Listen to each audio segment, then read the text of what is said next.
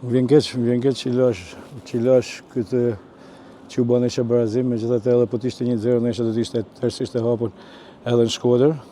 Për kësaj djemt, lash 3-4 vetë pushim sot, ndrova edhe 3-4 tjerë minutë 60-70 për Milan pushim për neshë e Diles. Normalisht më vjen keq, sepse meritoshin fitoret. Du të shoh një rast të qatos, sepse mendoj që ishte penalti.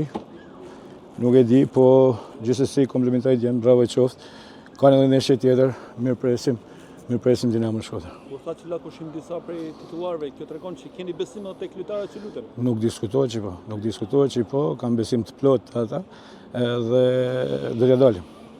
Një Jukaj i shkëlqyer, por ndoshta mund ta kishte mbyllur edhe Jago edhe Dros. Pikërisht më vjen keq, prandaj them vjen keq sepse kishim tana mundësitë për me fitu neshën, ta mbyllshim me 2-0, gjithsesi komplimentoj djemt edhe nuk jam thellësisht i mërzitur sepse dhanë maksimumin fushë lojës.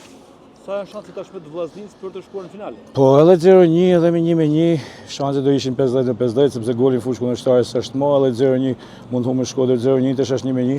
Megjithatë ne na del për detyrë fitojmë, na del për detyrë me shku në finale. Martini, bojkotuat intervistën për televizionin publik shqiptar në shenjë proteste ndaj prezantueses? Po nuk mundet një prezantuese me lekë që i paguajun televizionit publik, që më tepër një televizion publik, që mundet mu tallë me një lojtar me ngjyrë, mundet me i thonë